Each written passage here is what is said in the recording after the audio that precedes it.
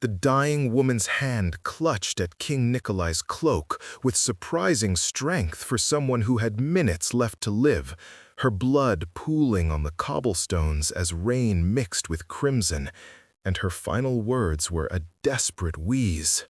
"Save the child in the cellar, please. My daughter, she's been locked in 3 days without food. The church on Raven Street, please." Wait, before the next revelation happens, if this mystery has already captivated you, let us know where you're following this story from. To make sure you don't miss any unexpected alliances or awakened powers, subscribe and join our circle. The game is about to change. Now, back to the scene. Nikolai caught her as she went limp, her eyes still open, still pleading even in death. He'd been walking through the lower district when he'd heard the commotion, a woman fleeing from attackers, collapsing in the alley. He'd dispatched her pursuers with efficient brutality, but too late. The knife wounds were too deep, the blood loss too severe. But her words, her final desperate words. "Mikhail," Nikolai commanded, and his captain materialized from the shadows. "The church on Raven Street. There's a child locked in the cellar. Find her, now." "Your Majesty." "Now."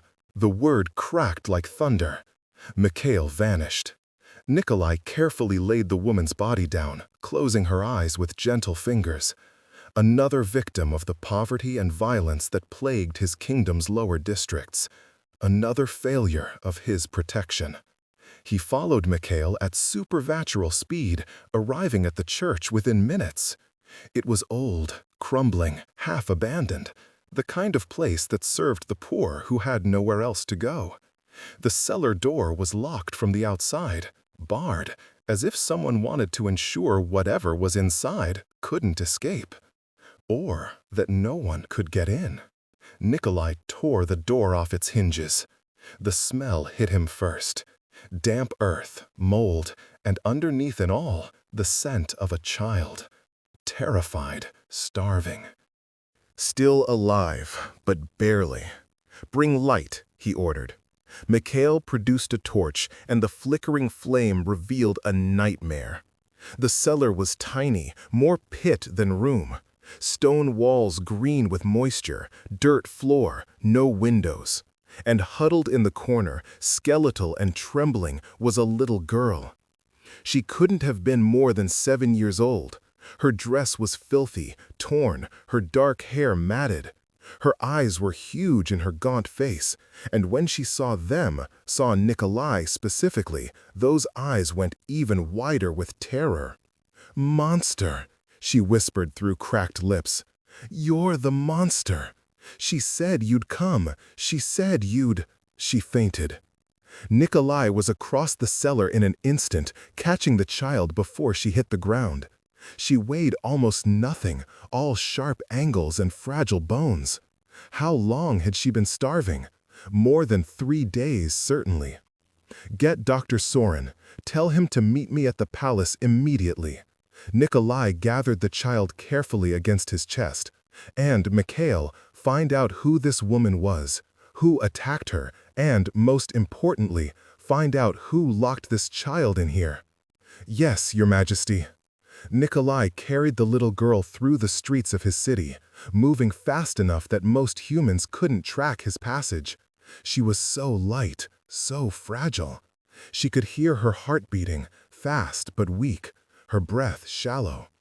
She'd been locked in that cellar to die, slowly, alone in the dark. Someone had done this deliberately. Dr. Soren was waiting when Nikolai arrived, and together they worked to stabilize the child. Fluids first, carefully. Her body was so depleted that too much too fast could kill her. Then nutrients, slowly introduced. Warmth, clean clothes, gentle handling while Soren assessed the damage. Severe malnutrition, dehydration, signs of long-term abuse, old bruises, healed fractures that set badly. Soren's voice was clinically detached, but his eyes blazed with fury. "This child has been starved and beaten for months, possibly years. The cellar was just the final act. Will she live? If she wants to. Her body can recover with proper care.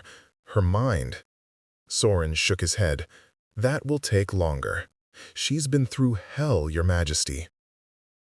Nikolai looked down at the sleeping child, finally clean, finally warm, finally safe. She called me a monster, said she told her I would come. The mother? I don't think so. The woman who died to save her called her my daughter and begged me to rescue her. She wouldn't have told the child to fear me. Nikolai's jaw tightened. Someone else. Someone who wanted this child to be terrified if rescue came. Who would do that? I intend to find out. The child, they learned her name was Anna, woke hours later in a lavish guest room, confused and terrified. She tried to run the moment she saw Nikolai, but her legs gave out. He caught her gently. Easy, little one. You're safe now. No. Anna's voice was hoarse from screaming in that cellar, from days without water. You're the monster. Sister Marguerite said so. She said you eat children. She said if I was very bad, you'd come for me. Sister Marguerite, a name. Finally. Who is Sister Marguerite? Nikolai kept his voice gentle, non-threatening. She runs the orphanage. She took me when Mama died. She said she'd take care of me. Tears streamed down Anna's face. But she didn't. She locked me in the dark. She said I was wicked, evil, that I deserved to starve. Your mother died. When? Years ago. I was 4. Anna was shaking now, and Nikolai carefully wrapped a blanket around her thin shoulders. Sister Marguerite was supposed to be nice. The church people said so. But she wasn't nice. She hurt us, all of us. And if we told anyone, she said you'd come. The vampire king, the monster who eats children. Nikolai felt ice settle in his veins. An orphanage, run by a woman who abused children and used his name as a threat to keep them silent. Anna, he said carefully, I'm going to tell you the truth. I am the vampire king. I do drink blood, but I have never, ever hurt a child, and I never will. Do you understand? Anna stared at him with those huge, haunted eyes. Then why did she say you would? Because she wanted you to be too afraid to ask for help. She wanted you to think that even if you escaped, I would be worse than her. Nikolai's hands clenched. She lied to you, Anna. She lied to keep you trapped. But you're a monster. Yes, I am. He didn't flinch from it. But there are different kinds of monsters, little one.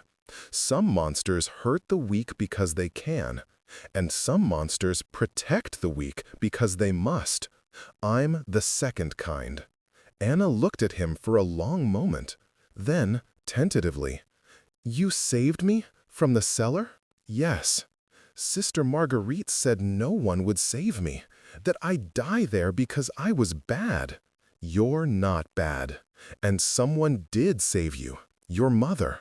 She died trying to reach me, trying to tell me where you were. Nikolai's voice was soft. She loved you very much, Anna, enough to spend her last breaths making sure I found you. Anna burst into tears, huge, gulping sobs that shook her entire frame. Nikolai carefully gathered her into his arms, letting her cry against his chest while he murmured reassurances. He was going to destroy Sister Marguerite. Utterly, completely. But first, he needed to understand exactly what had happened. Mikhail returned with information at dawn. Nikolai met him in the throne room, having left Anna sleeping peacefully under Dr. Soren's watchful care. The woman who died was Catherine Reed. She was a servant at St. Mary's Orphanage on Raven Street. Mikhail's expression was grim. She'd been trying to expose the conditions there for months, but no one would listen. The church officials dismissed her concerns, said she was lying to make trouble.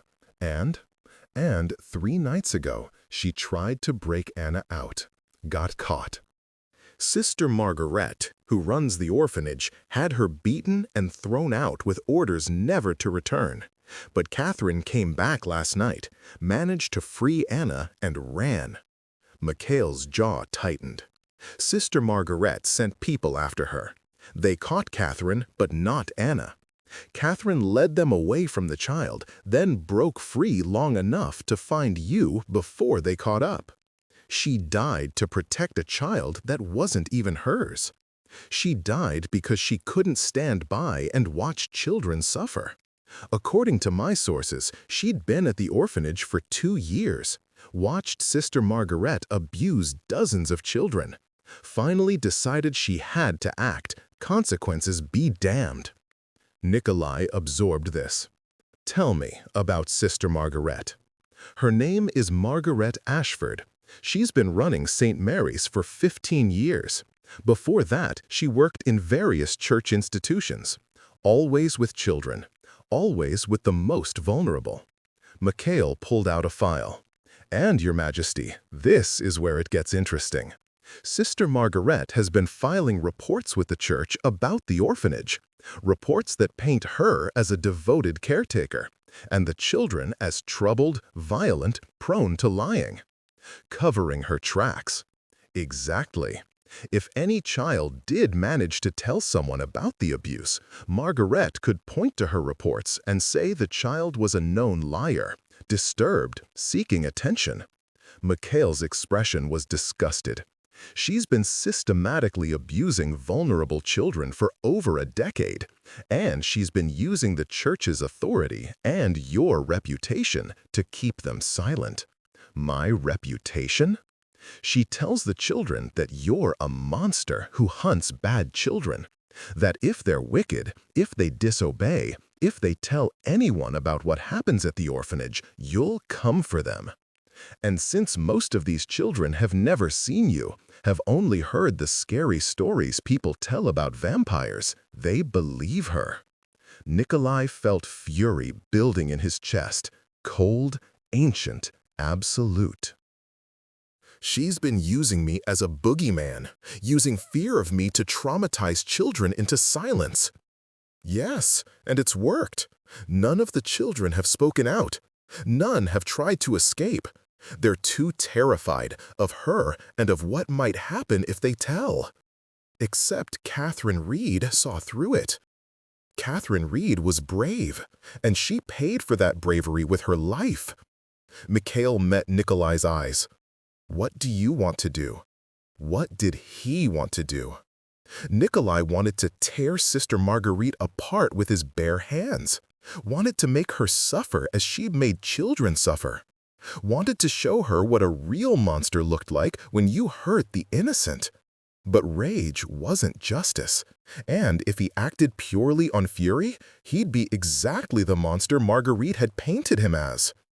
Gather evidence, Nikolai said coldly. I want documented proof of every instance of abuse.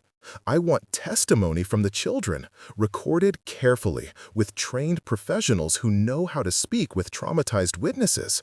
I want financial records showing where the orphanage's funding went. I want everything. And then I'm going to visit St. Mary's Orphanage personally, with the full weight of the crown and the law behind me. Nikolai's smile was terrible. Sister Marguerite wanted the children to fear the Vampire King. Let's show her why that fear exists, and why she should have been afraid too. It took 3 days to gather sufficient evidence, 3 days during which Anna slowly began to recover, physically at least. She was still terrified of Nikolai, still flinched when he entered the room, but she was starting to understand that he wasn't going to hurt her. Dr. Soren worked with her gently, never pushing, always giving her choices. Eat this or that, sit here or there, talk or don't talk. small ways to give Anna back the control that had been stolen from her. Other children were interviewed, carefully extracted from the orphanage by Nikolai's people under pretense of church inspections. Each one told the same story. Sister Margarita was cruel. She starved them, beat them, locked them in the cellar for days as punishment. And she told them that if they ever told anyone, the vampire king would come and eat them. 14 children, 14 victims, all under the age of 12. Financial records showed that the orphanage received generous funding from the crown and various noble donors. Less than a quarter of that money actually went to the children's care. The rest vanished into Marguerite's personal accounts. She'd been stealing from orphans while starving them. By the time Nikolai had everything he needed, his fury had crystallized into something cold and precise. He was going to enjoy this. He arrived at St. Mary's Orphanage at midnight with Mikhail, Dr. Sorin, and a contingent of guards. The building was dark except for a single light in what his sources identified as Sister Marguerite's personal quarters. Nikolai didn't knock. He simply opened the door. Locked or not, wood couldn't stand against him, and walked inside. The orphanage was clean but cold. No warmth, no comfort. The children's sleeping area was a single large room with thin mattresses on the floor, one threadbare blanket each. The walls were bare. No toys, no books. Nothing to suggest that children lived here.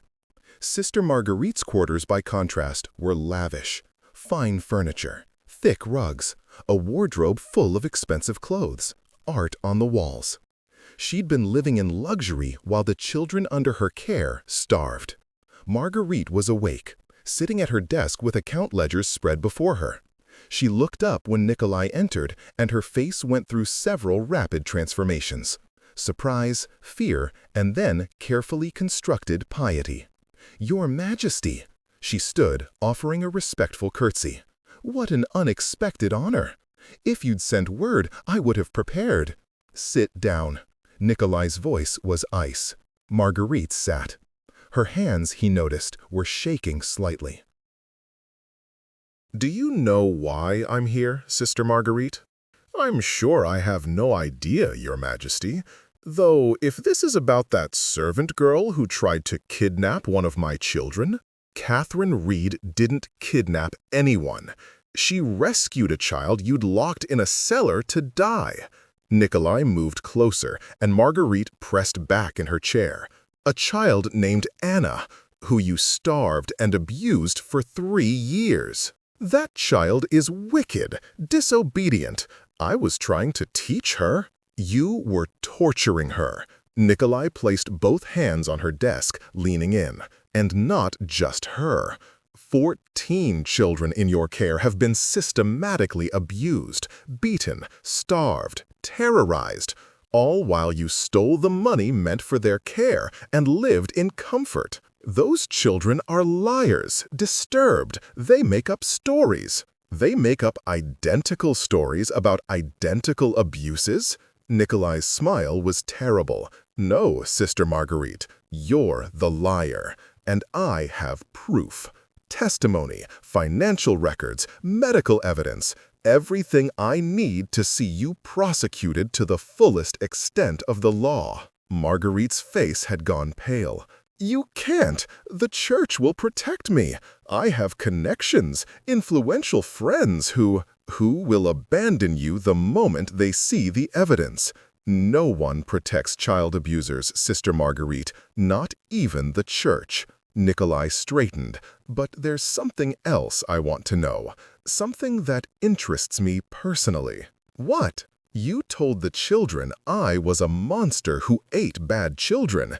You used my name, my reputation, to keep them silent, to make them too afraid to seek help." His eyes burned red. "Why?" Marguerite tried to meet his gaze and failed.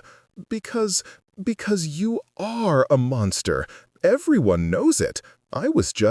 You were using me as a weapon against children, too young to know better."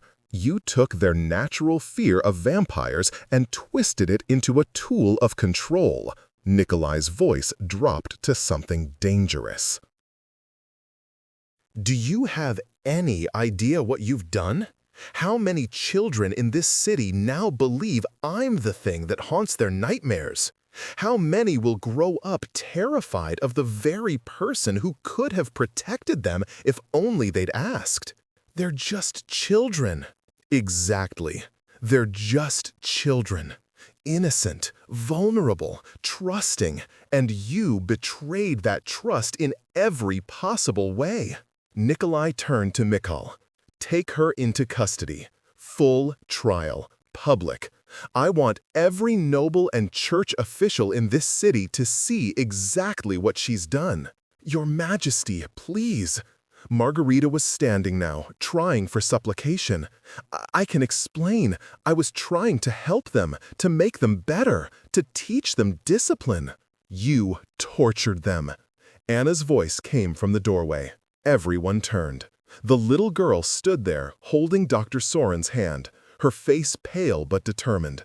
She must have insisted on coming, must have demanded to face her abuser. Anna, Margarita's voice took on a syrupy quality. Dear child, you're confused. The trauma has... You locked me in the cellar. Anna's voice was stronger now.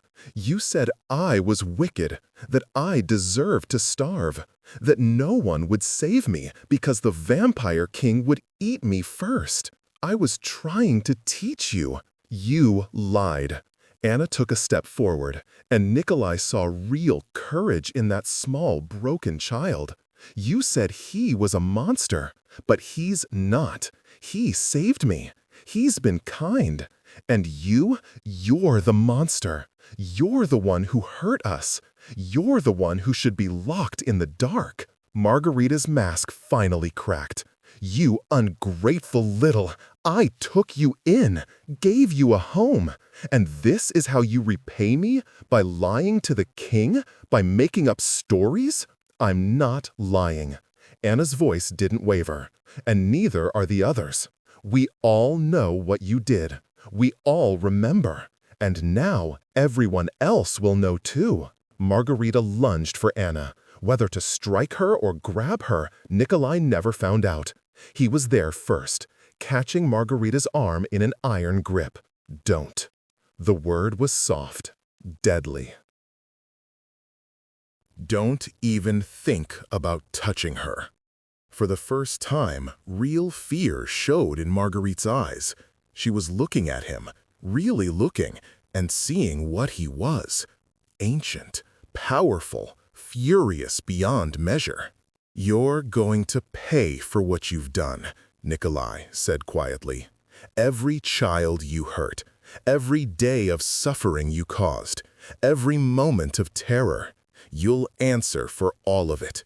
And Sister Marguerite, when they ask you why you did it, when they demand to know how you justified torturing children, I want you to tell them the truth, that you enjoyed it, that you liked having power over the powerless, that you're exactly the monster you accused me of being. He released her arm and stepped back. Take her away. Mikhail and the guards moved in. Marguerite tried to resist, tried to argue, tried to call on church authority and noble connections, but it was over. She'd been caught, exposed, and there would be no escape. As they dragged her from the room, she turned back to spit one final bit of venom. You think you're a hero? You're still a monster. You drink blood. You're damned. Nothing you do will change that. Perhaps, Nikolai agreed, but I'm a monster who protects children. What does that make you? Marguerite had no answer. The trial was swift and public, exactly as Nikolai had promised. Every piece of evidence was presented. Every child testified, carefully, with support, but bravely nonetheless. Sister Marguerite was found guilty on 17 counts of child abuse, fraud, and theft. She was sentenced to life imprisonment in the kingdom's harshest prison. Her assets seized to compensate her victims. Her name struck from all church records. The church itself launched an investigation into how she'd operated undetected for so long, leading to reforms in how orphanages were monitored and managed. And St. Maya Mersa's orphanage was renamed.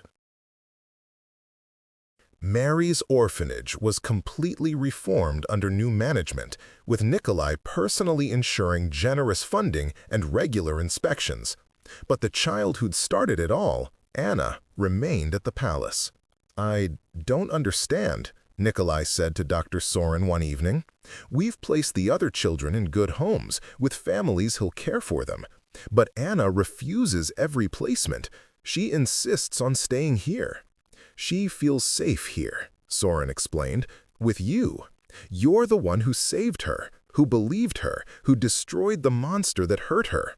In her mind, you're safety. Leaving means losing that. I can't keep a child in the palace. I'm a vampire. I sleep during the day. I drink blood. This isn't an appropriate environment." "Your Majesty," Sorin's voice was gentle, "you've been more of a parent to that child in 3 weeks than anyone in her life. You make sure she eats. You check on her before you retire for the day. You've been teaching her to read. She draws you pictures and you display them on your wall. You're already acting as her guardian. You just haven't admitted it yet." Nikolai wanted to argue, but he thought about Anna's smile when had praised her reading, about the way she'd started waiting for him each evening, eager to show him what she'd learned that day, about how she'd stopped flinching when he entered a room and started running to greet him instead. "She deserves a real family," he said quietly. "She deserves to choose her family, and she's chosen you," Sorin smiled. "The question is whether you're brave enough to choose her back." That night, Nikolai found Anna in the library, struggling through a book that was slightly too advanced for her reading level. She looked up when he entered, her face lighting up. "Your Majesty! Look, I can almost read this whole page by myself." Nikolai sat beside her, helping with the difficult words, listening as she sounded out each sentence with determined concentration. When she finished, she beamed up at him with such pride that his undead heart ached. "Anna," he said carefully, "do you remember what I told you about monsters? About how there are different kinds?" "Yes, you said some hurt the weak and some protect them." "That's right." He took a breath he didn't need. Would you like to stay here, permanently, with me?" Anna's eyes went wide. "Really? You mean it?" "I mean it. If you want to, you can stay. I'll take care of you, teach you, protect you, for as long as you need me to." "Forever?" Anna's voice was hopeful. "Can I stay forever?" "If you want forever, then forever it is." Nikolai felt something warm settle in his chest, something he hadn't felt in centuries. "I can't promise to be a perfect guardian. I'm still a monster, Anna, still a vampire. But I can promise to keep you safe, to never hurt you, to never let anyone hurt you again." Anna threw her arms around his neck, hugging him with all her 7-year-old strength. "You're not a monster. You're my family." Family. The word was foreign and precious. Nikolai carefully returned the embrace, holding this small, brave child who'd chosen to trust him despite everything she'd been taught to fear. "Yes," he agreed softly, "I suppose I am." 5 years later, Nikolai stood at the window of his study, watching Anna practice sword forms in the training yard below. She was 12 now, healthy and strong, with a fierce determination that reminded him of her mother, the woman who died to save her. Catherine Reed's sacrifice hadn't been in vain. Anna had thrived under Nikolai's care, growing from a terrified, starving child into a confident young woman. She was learning languages, mathematics, combat, politics, everything she'd need to navigate the world safely. And she was teaching him too. Teaching him patience, joy, how to laugh at silly jokes, how to appreciate the small moments, a successfully read page, a mastered sword technique, a shared meal. She'd never stopped calling him a monster. But now she said it with affection, usually when he was being overprotective. "You're such a monster, always worrying," she'd say with a grin. "I'm fine." And he'd reply, "I'm a monster who worries. Get used to it." They'd become a strange little family, an ancient vampire king and the orphan had saved from a cellar. It shouldn't have worked. By all logic, it should have been disaster. But somehow, it was perfect. Mikhail appeared in the doorway.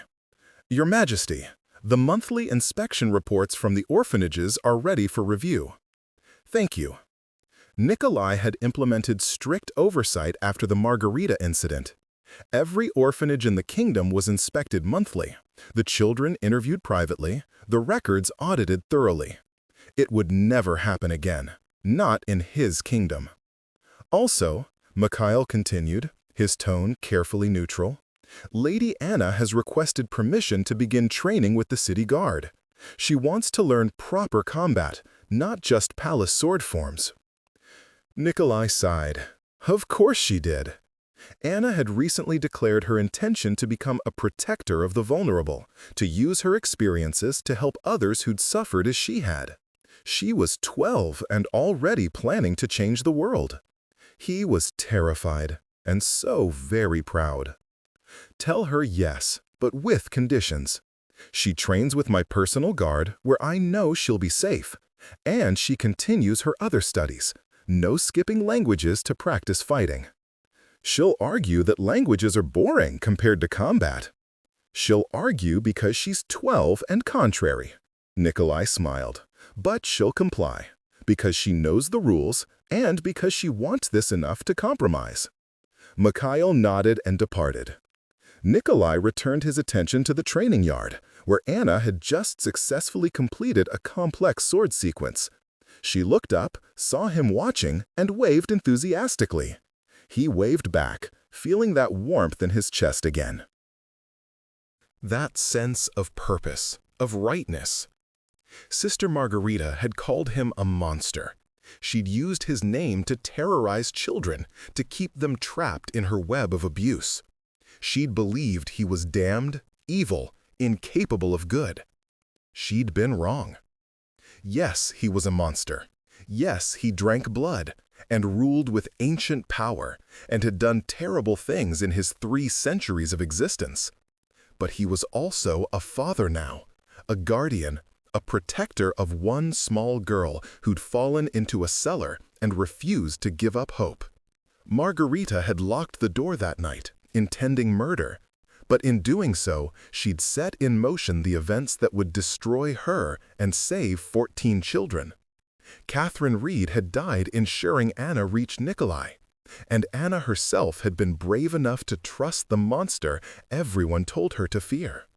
3 women, Margarita, Catherine, and Anna herself, had shaped this story.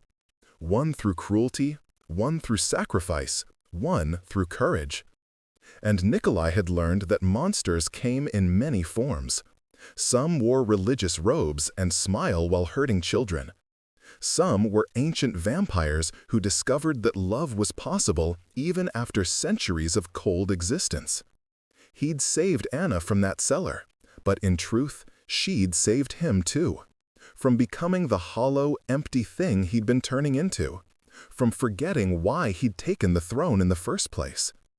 A knock on the door interrupted his thoughts. Anna entered, still flushed from training, her eyes bright with excitement. "Did you see? I did the whole sequence perfectly." "I saw. You're getting very skilled." "Mikhail said you approved my request for guard training."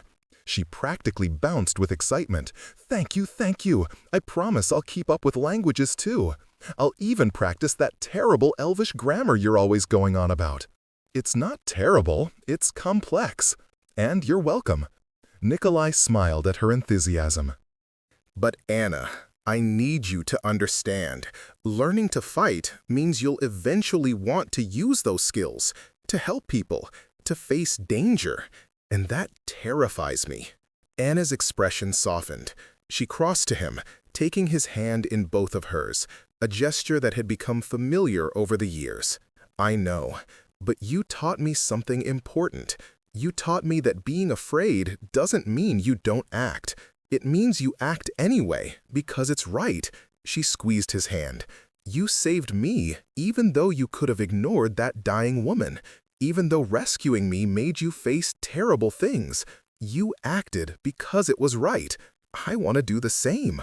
"You're going to give me heart attacks. You know that, right? You don't have a working heart. Then you're going to give me whatever the vampire equivalent of heart attacks is." But he was smiling. "Very well.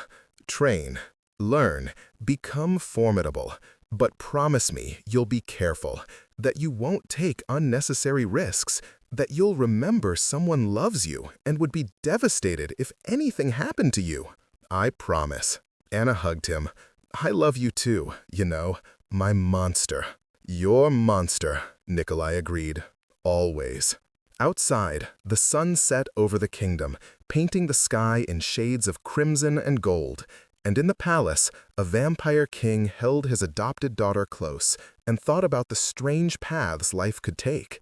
He'd learned who locked the cellar door that night.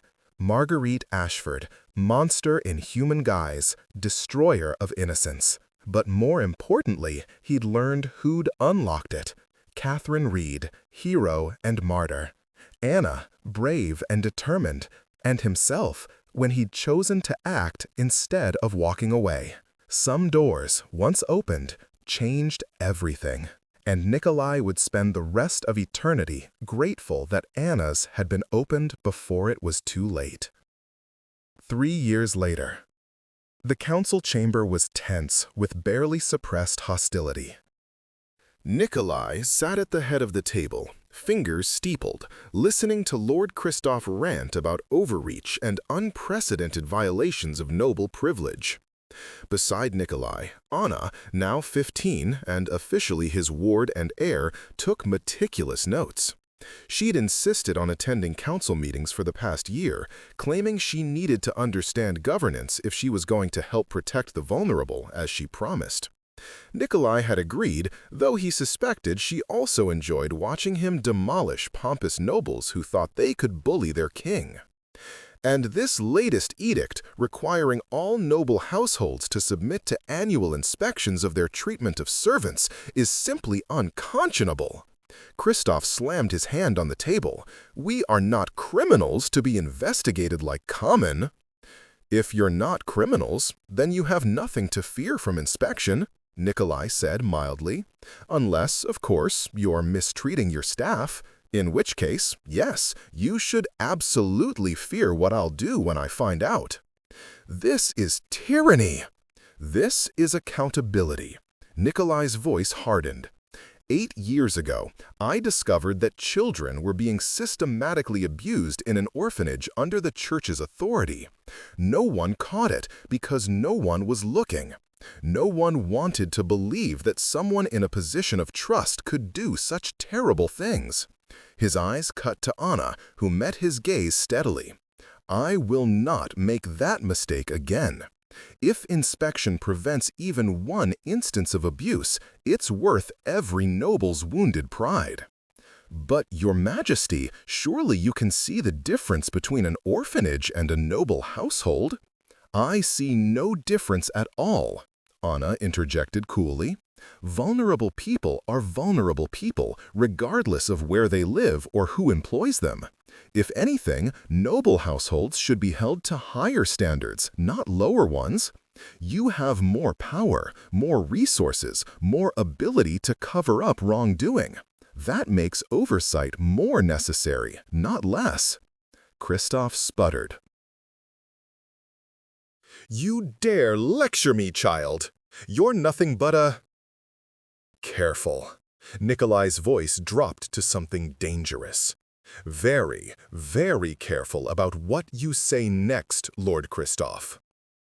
The noble went pale, clearly realizing he'd been about to insult the king's adopted daughter. My apologies, Your Majesty. I meant no disrespect to Lady Anna." "See that, you remember that." Nikolai turned his attention back to the full council. "The inspection edict stands. Any household that refuses will be investigated more thoroughly. Any evidence of abuse will result in immediate prosecution. Are we clear?" Reluctant nods around the table. "Good. This council is adjourned." As nobles filed out, some grumbling, others relieved it was over, Lady Irina, one of Nikolai's progressive allies, paused by Anna's chair. "Well spoken, child. Your father would be proud." Anna smiled at the older vampire. "Thank you, Lady Irina. Though technically he's my guardian, not my—" "He's your father in every way that matters," Irina said firmly. "And you're becoming quite formidable. Keep it up. We need more voices like yours in this chamber." After Irina left, Anna turned to Nikolai. "Lord Kristoff is hiding something. Did you see how nervous he got when you mentioned inspections?" "I did." Nikolai had noticed several tells. The way Kristoff's fingers had drummed anxiously on the table, the slight tremor in his voice, the too quick denials. "I'll have Mikhail investigate quietly. If Kristoff is abusing his staff, we'll find out." "Good." Anna gathered her notes. "I have language lessons with Professor Aldrich in an hour, but after that, can we work on that contract law you mentioned? I want to understand the legal framework better." Nikolai studied his daughter. When had he started thinking of her that way? With a mixture of pride and concern. She was brilliant, driven, passionate about justice. But she was also 15 and working herself to exhaustion trying to save the world. "Anna, when was the last time you did something purely for enjoyment? Not training, not studying, not attending council meetings. Just fun?" She blinked at him. "I enjoy studying." "That's not what I asked." Anna bit her lip, clearly thinking. I'm not sure. But there's so much to do, so much to learn. How can I waste time on frivolous things when there are people suffering? Because if you burn yourself out trying to save everyone, you'll end up unable to help anyone." Nikolai stood, moving to her side. "You're 15, Anna. You should be going to dances, making friends your own age, reading terrible romance novels and giggling about them. I have friends, and I'm not interested in dances or terrible romance novels." But her voice was uncertain. "When I rescued you from that cellar 8 years ago, do you know what I promised myself?" Nikolai cupped her face gently. "I promised that if you survived, I'd make sure you got to have a childhood, a real one. Not just survival, but joy, laughter, silliness, all the things Marguerite stole from you. You've given me that. I've given you safety and education and purpose.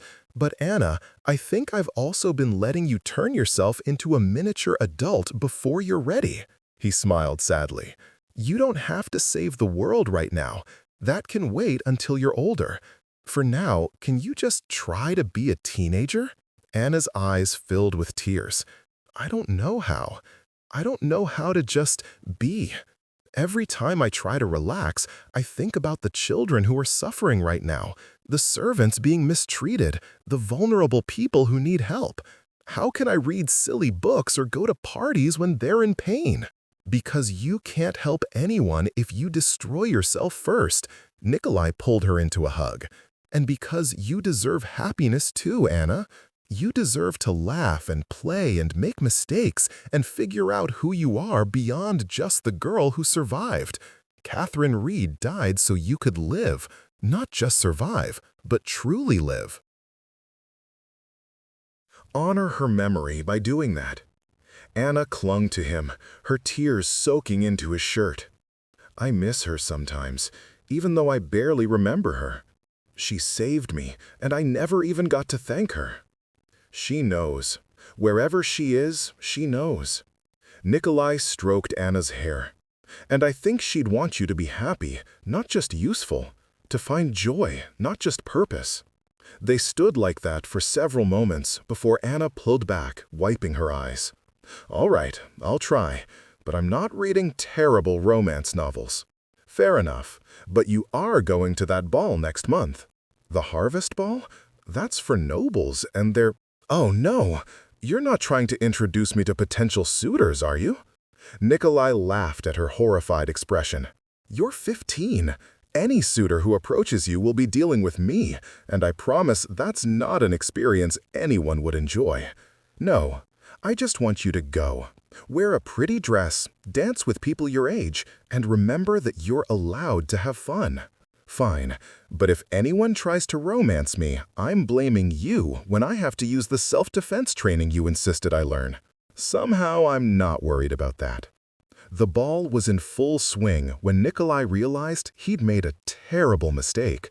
Not in bringing Anna. She looked beautiful in her deep blue gown, her dark hair styled elegantly, but in underestimating how many young nobles would be interested in the king's ward.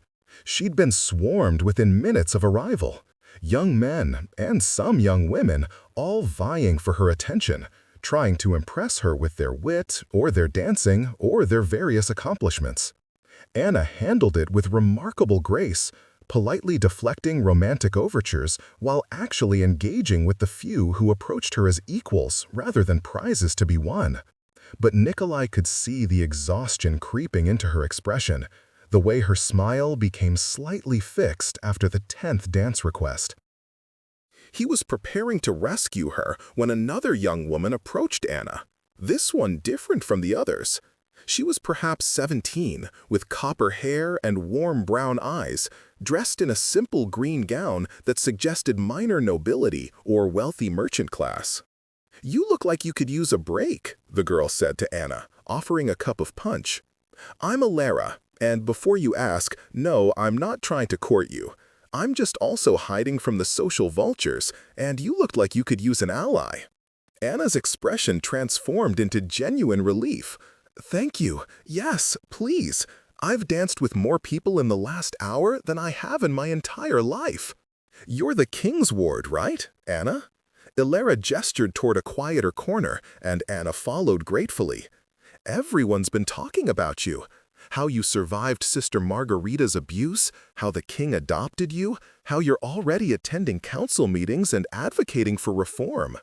"They make it sound much more impressive than it is," Anna said, taking a sip of punch. "Mostly I just take notes and try not to say something stupid in front of important people." "From what I hear, you told Lord Kristoff that noble households should be held to higher standards, not lower ones. That's not stupid, that's brilliant," Alara smiled. "My father is a merchant. We employ about 30 people in our various businesses. When your inspection edict was announced, he immediately called a meeting to review our practices, make sure we were treating everyone fairly. He said it was about time someone held employers accountable." "Your father sounds wise. He's practical. He knows that happy, well-treated workers are more productive than abused ones. But it took the king's edict to make other employers realize that." Alara's expression turned serious. "My mother died when I was young. My father remarried, and my stepmother, she wasn't kind to the servants. She thought they were beneath her, property to be used however she wished. My father didn't see it at first. She was careful to hide it from him. What happened? I saw it. I was 10 years old, and I saw her beat our head maid for serving dinner 3 minutes late. I told my father. He investigated, found out she'd been abusing the staff for months. He divorced her immediately and personally apologized to every servant she'd hurt." Ilara met Anna's eyes. "My point is, I understand what you're doing, why you're pushing for oversight and accountability. And I think it's important, even if nobles like Kristoff hate it." Anna felt something unfamiliar. Connection. Here was someone her own age, who understood, who cared about the same things, who didn't see her as just the king's ward, or the survivor, or the girl to be courted for political advantage. Would you Would you like to correspond? Anna asked impulsively. After tonight, I mean. It would be nice to have someone to talk to who isn't either a vampire noble or a stuffy academic. Ilara's face lit up. I'd love that. I'm terrible at writing formal letters, though. Fair warning. Good. I get enough formal letters from nobles trying to curry favor. Informal sounds perfect. They talked for the rest of the evening about everything and nothing. Books they'd read, places they wanted to visit, their respective difficult childhoods, their hopes for the future. By the time the ball ended, Anna felt lighter than she had in months. Nikolai noticed. On the carriage ride home, he smiled at his daughter's animated expression. You made a friend. I did. Ilara's wonderful. She's smart and kind, and she actually understands why the reforms matter. Anna's eyes were bright. Can she visit? The palace, I mean. I'd like to introduce her properly. Of course. Any friend of yours is welcome. Nikolai was pleased to see Anna so happy. See, I told you the ball would be good for you. You were right. I hate admitting when you're right, but you were right. Anna smiled. Thank you for making me go. Even if I did have to dance with approximately 1,000 tedious nobles who wanted to talk about how brave I am or how inspiring my story is. The price of being the king's heir, I'm afraid. People want access to power, and you represent that. I'm not your heir. I'm human. I can't inherit the throne. You could if you chose to turn, Nikolai said carefully. It was a conversation they danced around for years, but never quite had directly. When you're older, if you wanted to. Anna was quiet for a moment. Do you want me to? Turn, I mean. Become vampire so I can be your actual heir? I want you to be happy and safe and free to choose your own path. If that path includes immortality and ruling a kingdom, wonderful. If it means staying human and living a mortal life doing something entirely different, that's wonderful too. Nikolai took her hand. You're my daughter, Anna, not my political successor or my heir or my legacy, just my daughter. And I'll love you regardless of what you choose. What if I don't know what I want yet? Then you take your time figuring it out. You're 15. You don't have to decide your entire future tonight. He squeezed her hand gently. For now, write letters to your new friend. Attend your lessons. Come to council meetings when you want to, not because you feel obligated. And please, for the love of all that's holy, stop reading contract law before bed. It's terrible for sleep. Anna laughed. But it's so riveting. You have a very strange definition of riveting. They spent the rest of the ride home in comfortable silence. Anna watching the city pass by outside the window. Nikolai watching his daughter and marveling at how much she'd grown. 8 years ago, she'd been a terrified, starving child locked in a cellar. Now she was a confident young woman who lectured nobles about accountability and made friends at balls and read contract law for fun. Head saved her from that cellar. But Shed saved him too, from loneliness, from forgetting what really mattered, from becoming the cold, distant thing had been in danger of becoming. They'd saved each other, and he wouldn't trade that for anything. The investigation into Lord Kristoff bore fruit 3 weeks later. McHale's report was damning. Evidence of systematic abuse of servants, including beatings, withheld wages, and forced labor beyond what their contract stipulated. One servant had died under suspicious circumstances 2 years prior, but the death had been ruled an accident. It hadn't been an accident. Nikolai called for Kristoff's immediate arrest. The noble tried to flee, but was captured at the border. His trial was public and thorough, with servants testifying about years of abuse. Anna attended every day of the trial, sitting in the gallery and taking notes. Afterward, she worked with the freed servants to help them find new employment, using her growing network of progressive nobles and merchants, including Ilara's father, to ensure they landed in better situations. You didn't have to do this, one former servant told Anna. We're nobody important. You're people who suffered, Anna replied firmly. That makes you important. And I told you, I remember what it's like to be powerless. I'm never going to forget that, and I'm never going to stop fighting for people who need someone to fight for them." The servant, a woman named Margaret who'd worked for Kristoff for 15 years, started crying. "You're a good person, Lady Anna. The kingdom is lucky to have you." "The kingdom is lucky to have people brave enough to testify against their abusers," Anna corrected. "You're the heroes here, not me."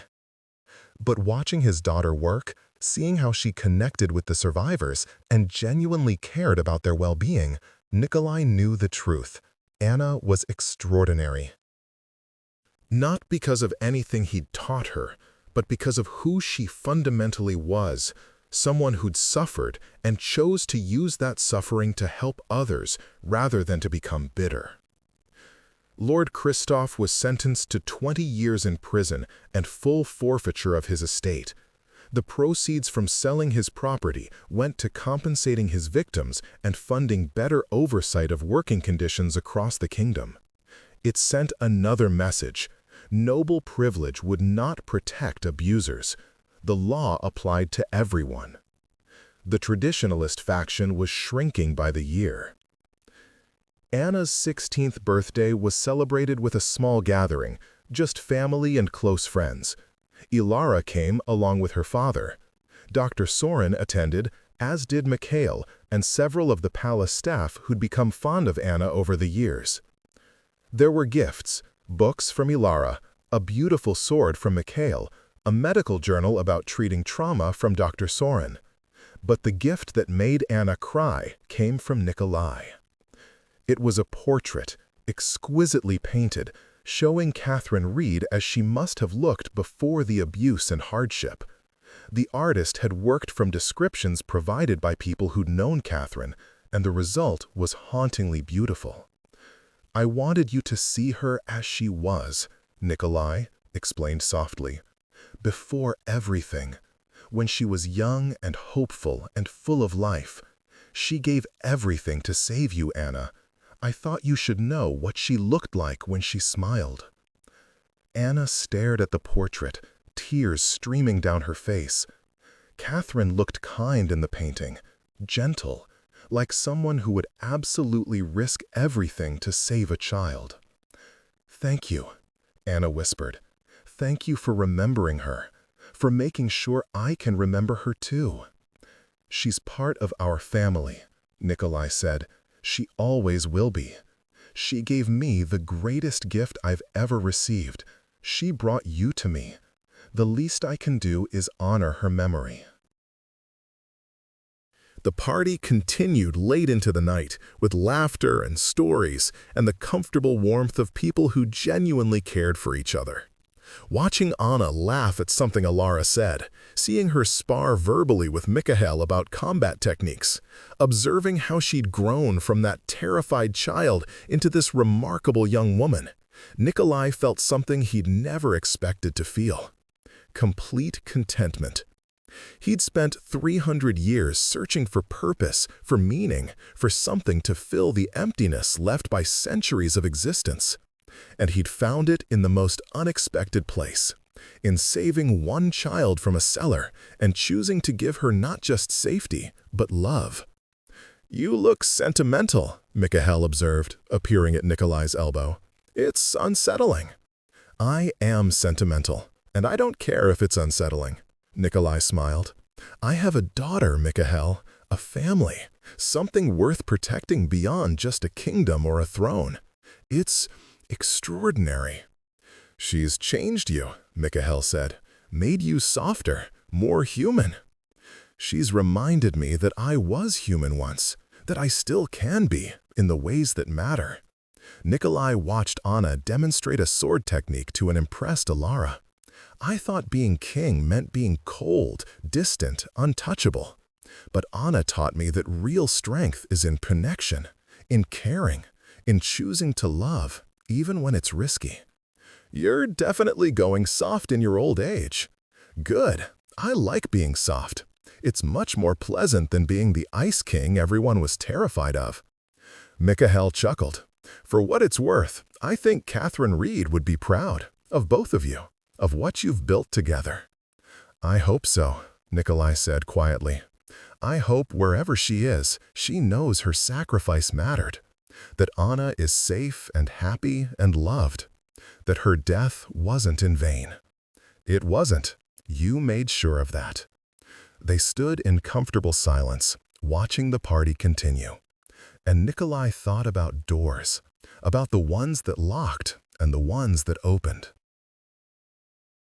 About the cellar that had imprisoned Anna and the palace that had freed her. About the woman who'd locked that door, intending murder, and the one who died to ensure it was opened. About the vampire king who'd learned that sometimes the greatest power wasn't in ruling kingdoms, but in choosing to love one small, brave child. Some doors, once opened, changed everything. And Nikolai would spend eternity grateful for the door that had brought Anna into his life, even if it had started in darkness, because the light that followed was worth everything.